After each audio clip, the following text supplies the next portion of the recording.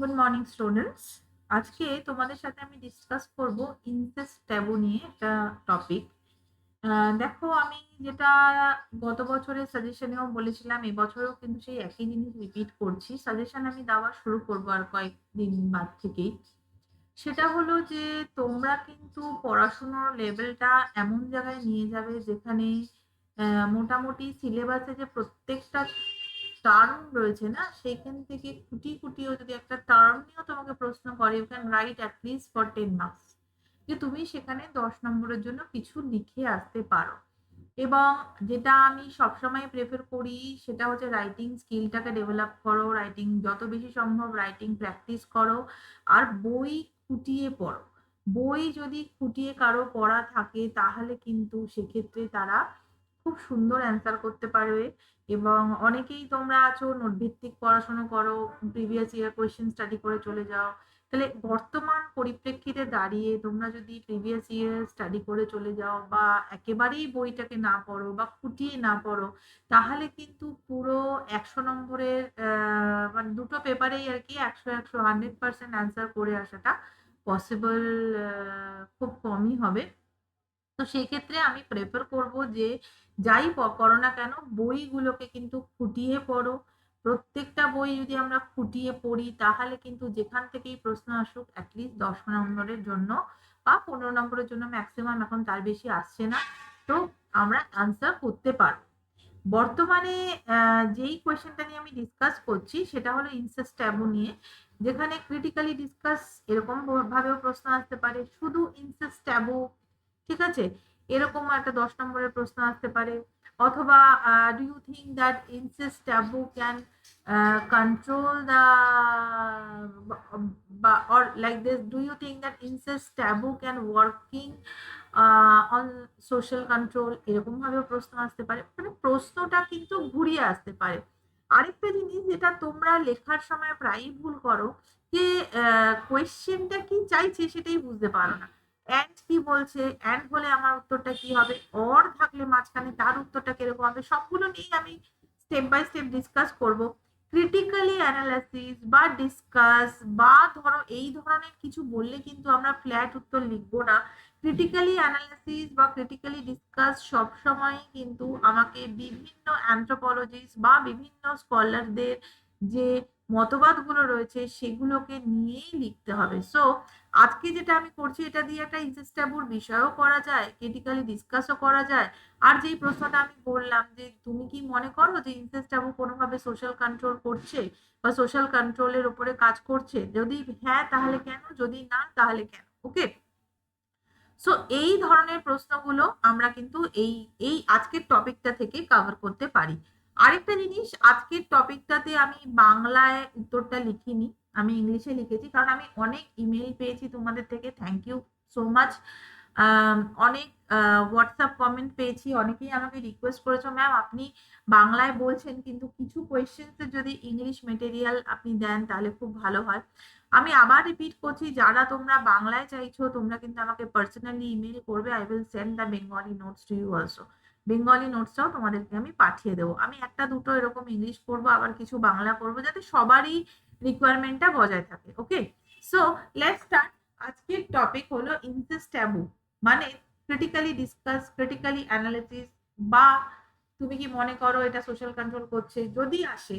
সবসময় আমি যেটা বলি যে আমার কোয়েশ্চেনের কিন্তু ভাগ থাকবে, সব সময় চেষ্টা করবে ভার্টিক্যাল রাইটিং করার, একটা ইন্ট্রোডাকশন থাকবে, তার নিচে তার বডি থাকবে, তারপরে আলটিমেটলি তোমার যা ভিউ পয়েন্ট সেটা থাকবে। ওকে, তাহলে যখনই আমি ইনসেস্ট ট্যাবু বলবো তাহলে বা এটা সম্বন্ধে জানতে চাইছে তাহলে এর আমার একটা ডেফিনেশন দিতে হবে।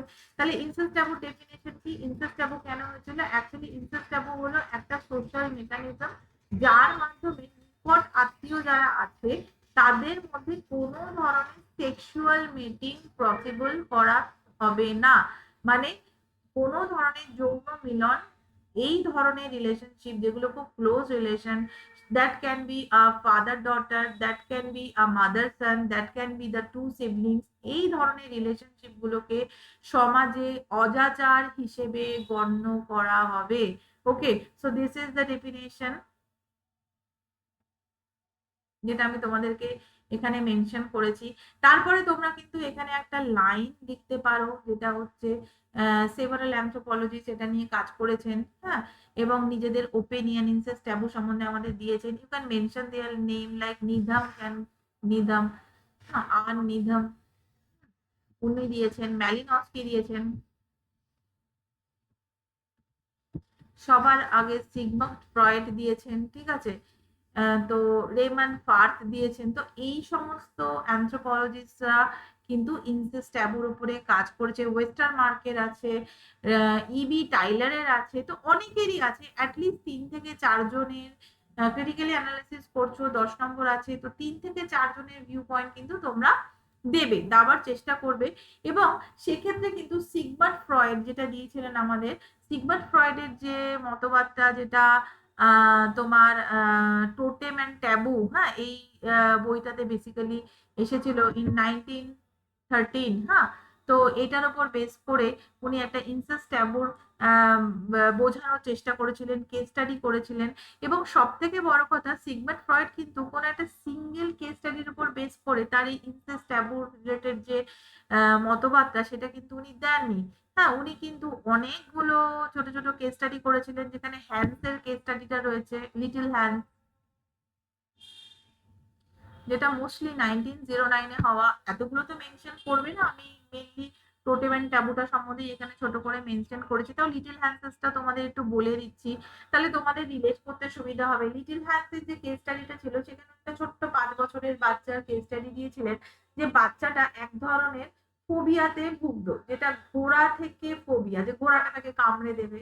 বেসিক্যালি এইটার সাথে উনি রিলেট করতে চেয়েছিলেন যে বাচ্চাটার অ্যাকচুয়ালি তার অবচেতন, মানে তার সাবকনসিয়াস মাইন্ডে একটা কমপ্লেক্সিটি ছিল, তার মায়ের ওপর একটা আকাঙ্ক্ষা ছিল, এবং সেখানে দ্যাট চাইল্ড থিঙ্ক দ্যাট যে তার সব থেকে বড় প্রতিদ্বন্দ্বী ওয়াজ হিজ ফাদার। ওকে, এবং এই যে ঘোড়াটা তাকে কামড়ে দেবে, সেখানে সে কিন্তু একটা ক্যাটাস্টেরিয়ান অ্যাংজাইটিতে ভুগতো, যে তাহলে তার হয়তোবা সেই ফিজিক্যাল অর্গানটা খারাপ হয়ে যাবে, যার ফলে সে পরবর্তী সময় তার যে কামনাটা, তার যে অবচেতন মানে যে কামনাটা, সেটা ফুলফিল করতে পারবে না। তো সেটা ওনার একটা ধারণা ছিল।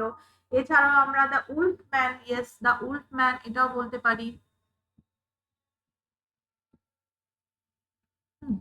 উলফম্যানের যে কেস স্টাডিটা উনি করেছিলেন, যেখানে মোস্টলি একজন রুশ, হ্যাঁ, একজন রুশ সেগুরিয়র সামথিং, এক্স্যাক্টলি এখন নামটা ভুলে যাচ্ছি, একজন রুশ পিপলের ওপরে উনি এটা করেছিলেন, যে এক ধরনের নিউরোসিস রোগে আক্রান্ত ছিল, ডিপ্রেশনে আক্রান্ত ছিল, সে স্বপ্নে হোয়াইট উলফ দেখতো, হ্যাঁ।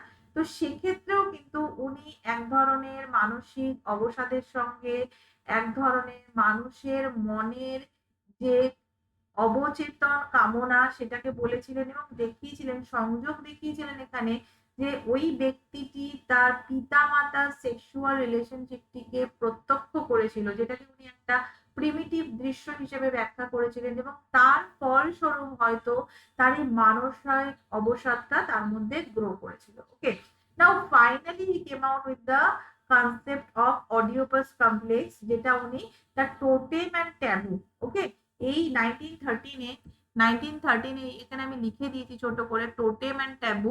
এই বইটাতে তিনি অডিও প্লাস কমপ্লেক্স নামে একটা কমপ্লেক্সিটির কথা বলেছেন, যেখানে যে বয় যে থাকছে, বয় যারা রয়েছে, বালকদের তার মায়ের প্রতি একটা সেক্সুয়াল অবসেশন থাকে, একটা কামনা থাকে, এবং সবসময় যারা ছেলে হয়, তারা কিন্তু তার বাবাকে নিজের প্রতিদ্বন্দ্বী বলে মনে করে।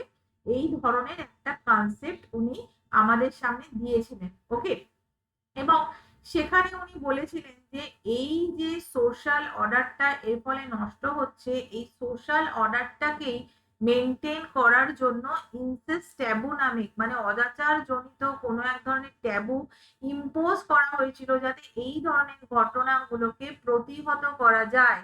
ওকে, এবং সেখানে উনি বলেছিলেন যে প্রিমিটিভ সোসাইটিতে, একদম প্রিমিটিভ সোসাইটিতে আলফা মেন বা আলফা ফাদার, যে বাবা, সেই বাবাকে একটা আলফা ফিগার হিসেবে দেখিয়েছিলেন, যার কাছে পুরো ওই কমিউনিটি সমস্ত ফিমেলদের অধিকারটা কুক্ষিগত থাকতো।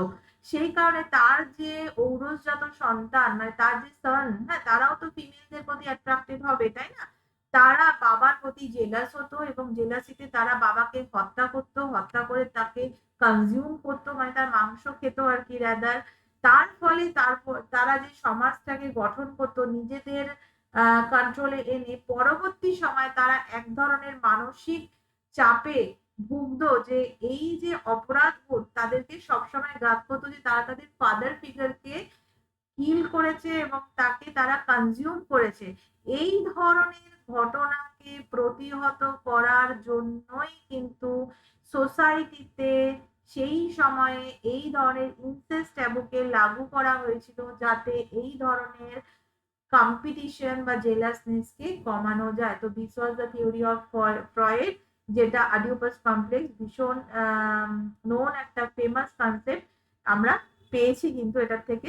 বাট পরবর্তী সময়ে কিন্তু বিভিন্ন অ্যানথ্রোপোলজিস্টরা এটাকে নালিফাইড করেছেন। সেখানে ওয়েস্টার্ন মার্ক এফেক্টের কথা আমরা বলতে পারি, যে এটা আমি এখানে লিখিনি, কতগুলো আর লিখবো, জাস্ট একটা ছোট করে বলে দিচ্ছি যে ওয়েস্টার্ন মার্ক আবার কি বলেছিলেন, যে না, এই ধরনের আহ এই ধরনের মানসিক অবচেতনা বা মানসিক ইচ্ছাকে, হ্যাঁ, বা দমন করার জন্য নয়, ইনসেস্ট ট্যাবুটা অ্যাকচুয়ালি করা হয়েছিল যে একসাথে বেড়ে ওঠার ফলে তাদের মধ্যে এক ধরনের বায়োলজিক্যাল ডিস্টেন্স তৈরি হতো, তাদের মধ্যে একটা বায়োলজিক্যাল অনীহা তৈরি হতো, ঠিক আছে? তো তার জন্যই এই ইনসেস্ট ট্যাবুগুলো পরবর্তী সময় লাগু করা হয়েছিল, এটাও বলতে পারি। তারপরে আমরা এখানে কিন্তু পুরোটাই আমি বলে দিয়েছি কি বলেছিলেন ফ্রয়েড, এই যে sons are killed the father and consumed him, ঠিক আছে? প্রত্যেকটাই আমার বলে দেওয়া আছে, যেটা আমি এখানে ডিসকাস করলাম তোমাদের সাথে। যারা বাংলায় লিখছো, they can write and send it to me at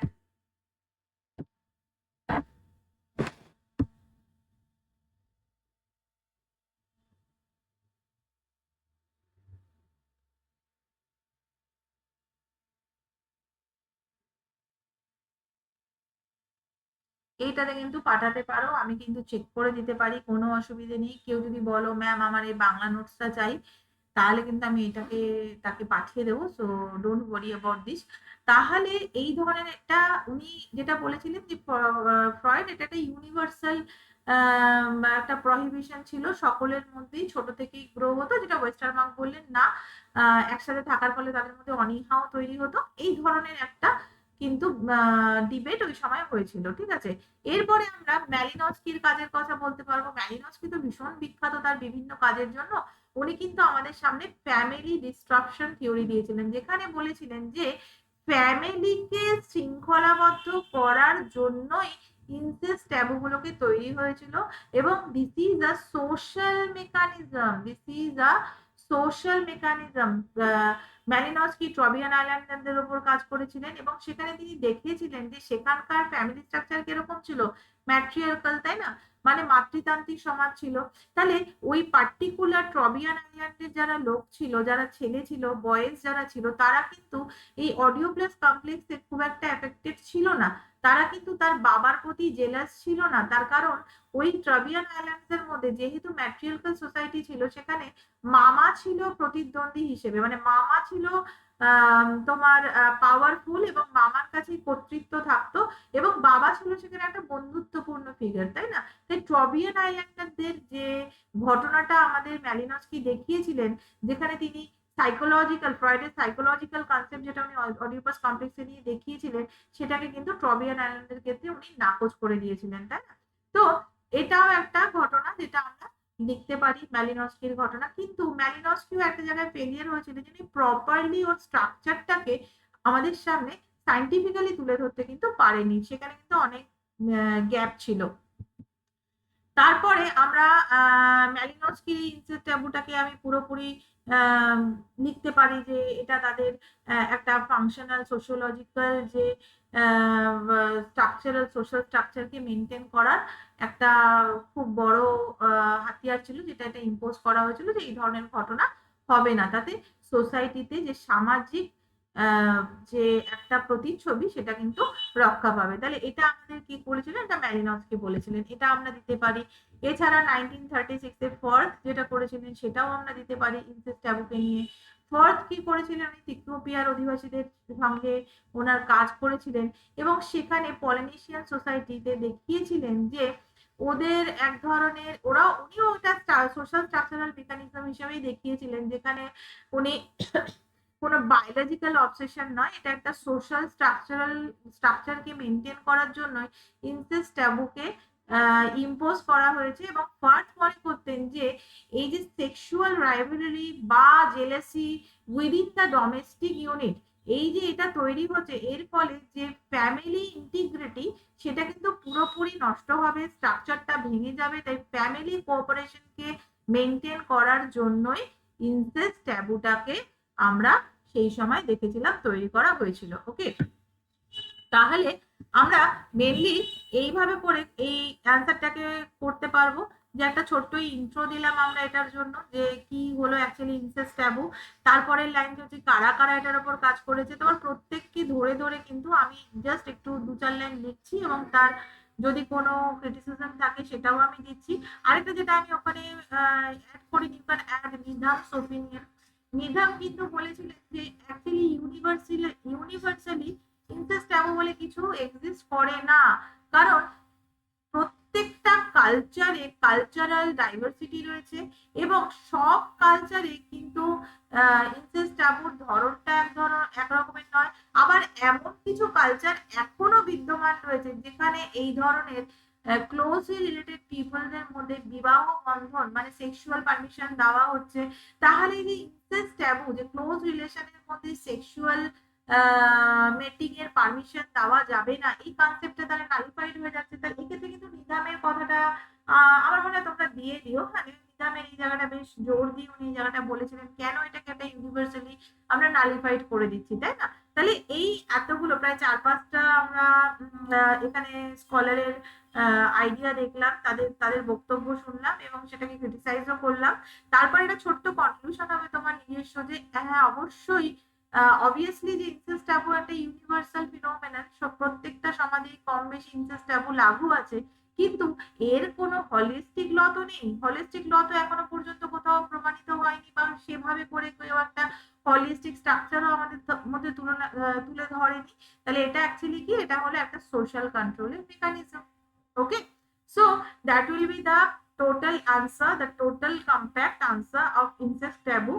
normal incest taboo হলেও আমরা এটাকে 10 নম্বরের একটা শর্ট নোট হিসেবে লিখতে পারবো, যেখানে স্কলারদের নর্মাল মতবাদ তো দিতেই হবে। ক্রিটিক্যালি অ্যানালাইসিস বা ক্রিটিক্যালি ডিসকাস বললেও আমার কোয়েশ্চেনটা হয়ে যাচ্ছে, বা ইনসেস্ট ট্যাবুর সমাজ কন্ট্রোলের উপরে তার রোল কি সেটাও কিন্তু আমাদের এখানে ডিসকাস হয়ে যাচ্ছে। আশা করি তোমরা বুঝতে পেরেছো। এই ধরনের আরো বিভিন্ন টপিক নিয়ে আমি তোমাদের সাথে ডিসকাস করব। যেমন তোমরা আমাকে ইমেল করে বা হোয়াটসঅ্যাপ করে জানাও, আমাকে কিন্তু অবশ্যই জানাবে, কারণ তোমাদের যে ফিডব্যাক সেটা কিন্তু আমাকে নতুন ভিডিও বানাতে উদ্বুদ্ধ করে। অবশ্যই লাইক, কমেন্ট এন্ড শেয়ার করো। Thank you.